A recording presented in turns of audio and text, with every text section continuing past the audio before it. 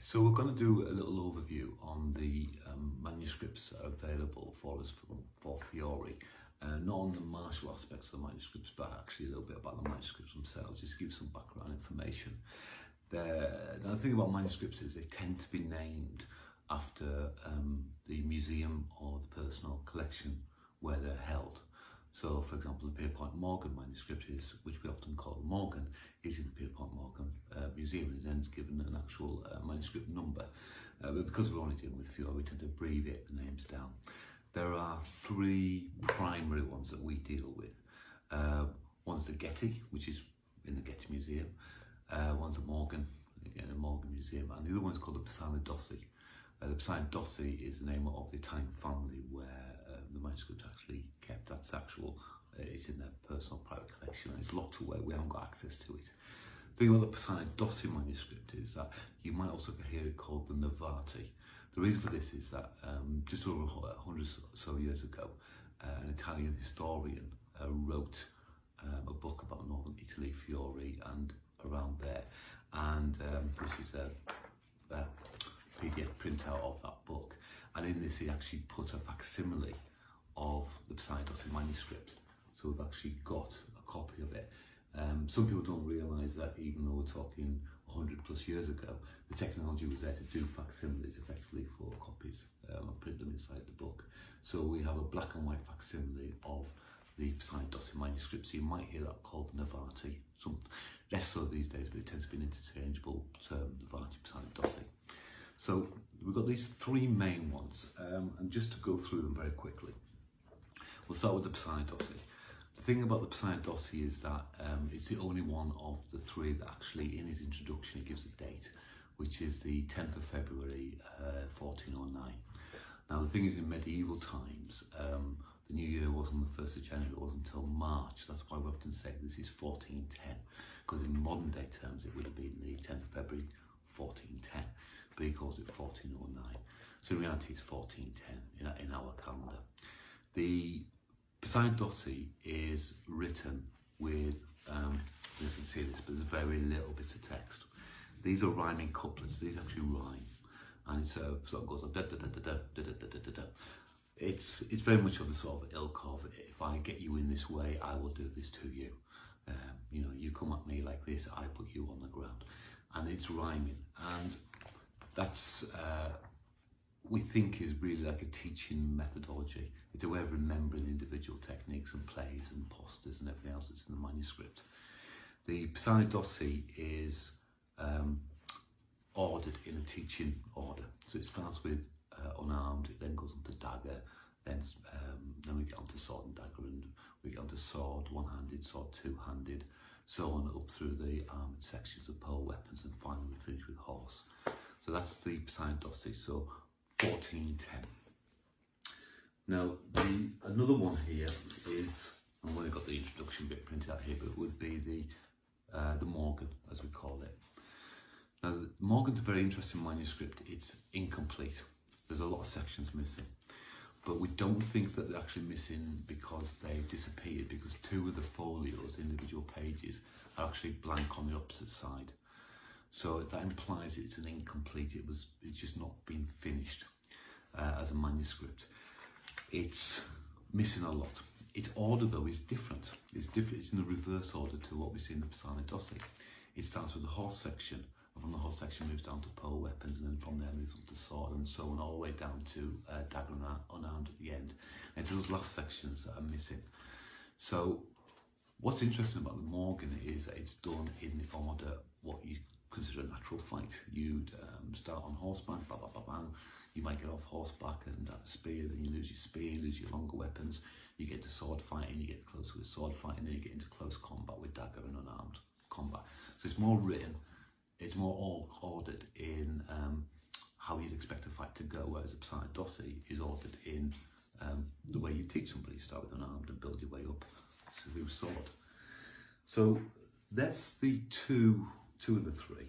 Now, the other one, we have this in various forms, is what we call a Getty. And the thing about the Getty is, and here's a point out facsimile of the whole thing, is that it's the most complete as far as textual information goes. From very long paragraphs, there's a lot of information. It's not the rhyming couplets that we see in the Pisani Dossi. There's a lot of information in here. And it's also the complete system. It's in the same order as Pisani Dossi. So it starts with unarmed and moves all the way through to the end with the horse section. And very beautiful manuscript as well. So that's the Getty. Now, what about the order of these three manuscripts? Well, this is where you start getting into research and academia and speculation. The Pisani Dossi we'll pin down to 1410 because he says so in the front, and we'll basically accept his word for it for the moment. And what's interesting is, in the Pisani Dossi, he says that he's been doing it for 50 years. So this implies he started around about 1360. From an academic point of view, or from a research point of view, that means he was either born in 1360, because he says he's done it for 50 years, we can guess he was maybe 10 years old when he started. So people guess that he was born around about 1350. And that's the guess behind Fiore. Now in the Morgan, at the beginning of this manuscript, he says he's been doing it for 40 years. So if we take these on face value, then that means that this manuscript's about 1400. So we've got 1400, then 10 years later we've got this one. So we've got the Pisani Dossi. This is where we get into a bit of problems though. We get into the Morgan, in whatever copy you've got anywhere. You can find all these on the internet as well. In the beginning, not the Morgan, sorry, the Getty. In the beginning of Getty, it also says 40 years, which implies that this is also 1400, but it can't be. It's just not possible. The reason I say that is, in the Morgan, in his introduction, he does a lot of introduction to his system and himself, and he does a lot of boasting. These people like to boast. But he doesn't mention a guy called Niccolo Dest. That is a Marquis of Ferrara, which we'll show in another video, we'll show more detail about him. Pisani Dossi is dedicated to Niccolo in the beginning of this, and he gives his titles, so we know roughly when that this is correct date-wise, because the titles that Niccolo had at that time. The Getty also is dedicated to Niccolo, but it's impossible for this to be in 1400. Historically, Niccolo did not have those titles and did not have that level in 1400. This cannot be 1400, end of subject. What's also interesting is that the Getty is a copy of the Morgan, almost word for word in most sections where they exist. And the introduction, which goes on for 2 or 3 folios, 2 or 3 pages, is identical word for word, all the way down to mid-sentence, about 2/3 of the way through. At which point the Morgan keeps going on with boasting about Fiore, about what he can do and what he can't do. And mid-sentence, the two change, and that's after that is when we first get discussion in the Getty as to Niccolo. So it looks like the Getty was copied from either this manuscript or another one that existed that was the same with it, because these are probably copies of originals. Yeah, and it's part way through the copy they've swapped and decided to dedicate it to Niccolo. So what we actually think is, we think that the Getty is a personal manuscript of Niccolo. And that's why some of the techniques in here, which we'll do another time, are slightly different, because these were written for an individual man. And this would date this, because we know when Niccolo died, we know when he lived, we know his history. This would date this probably, say, 1415. No later than, say, 1420. But 2-3 years after the Pisani Dossi. So, these are 3 manuscripts. But the Morgan, 1400, in which he does it in the order of an actual fight. We've got the Pisani Dossi, 1410. It looks like this might possibly be a presentation piece as a CV almost, to get work with Niccolo. 1410 ties in with the historical elements that we know from what he says in this manuscript. And this is dedicated to Niccolo, and this is in a teaching order. So it's a teaching manuscript, as it appears to be. Then we seem to have, later than that, say 1415, we have the Getty, which seems to be Niccolo's personal manuscript. It seems to be written directly for him. And in later videos I'll go into reasons why behind all of this. Now from a martial point of view, the most complete of the 3 is the Pisani Dossi. But from a descriptive point of view, it's the Getty. So most people tend to work from the Getty but we mustn't forget the Pisani Dossi because it's got things in here which aren't in here. There's our three main manuscripts. Now, about 10 years or so ago, about 10 years ago, in Paris, in a museum in Paris, was discovered what they now call the Florius. And this is a Wittenhauer reproduction. I wouldn't really. Nice pictures.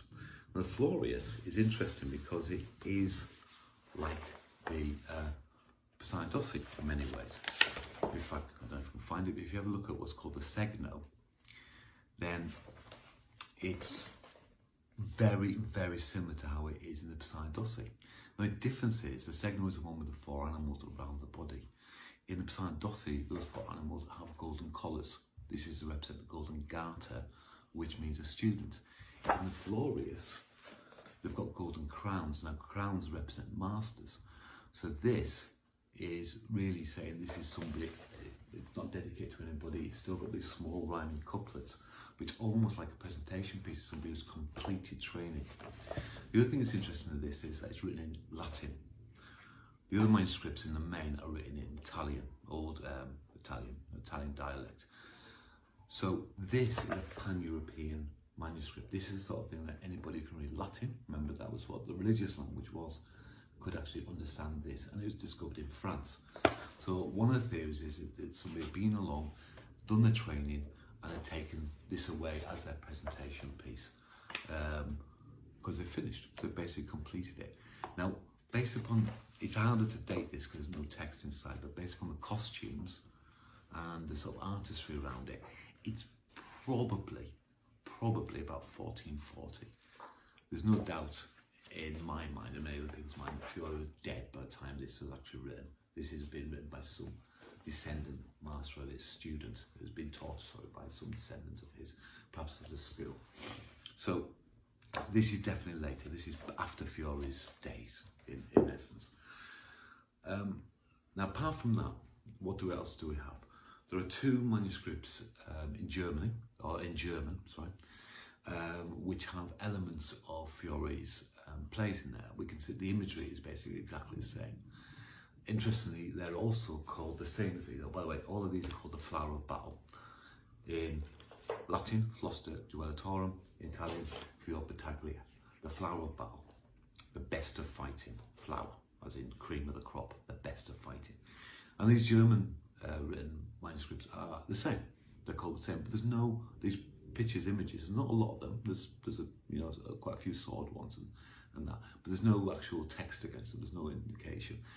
But the thing to remember as well is that Fiore was brought up just south of the Alps, and we'll go through where he was actually born in another video, another presentation. And south of the Alps, he was actually technically born in what was then the Duchy of Austria. So he was actually technically born in Austria. So even though he spoke his local Friulian dialect or Italian, went very close to the people who speak German. So it relates to him. Now, the last thing I want to say just on manuscripts, this is purely about the manuscripts and the source material that's available to us, is that in the Niccolo in Ferrara, where Niccolo, the Marquis of Niccolo, which is his patron on two of these manuscripts, existed. That's where one of the world's oldest universities was, or one of the first universities was created. We have quite a lot of detailed information about their libraries. And in the libraries, this idea of this Flos Duellatorum, this Flower of Battle, we've got reference to 5 manuscripts, believe it or not, like this.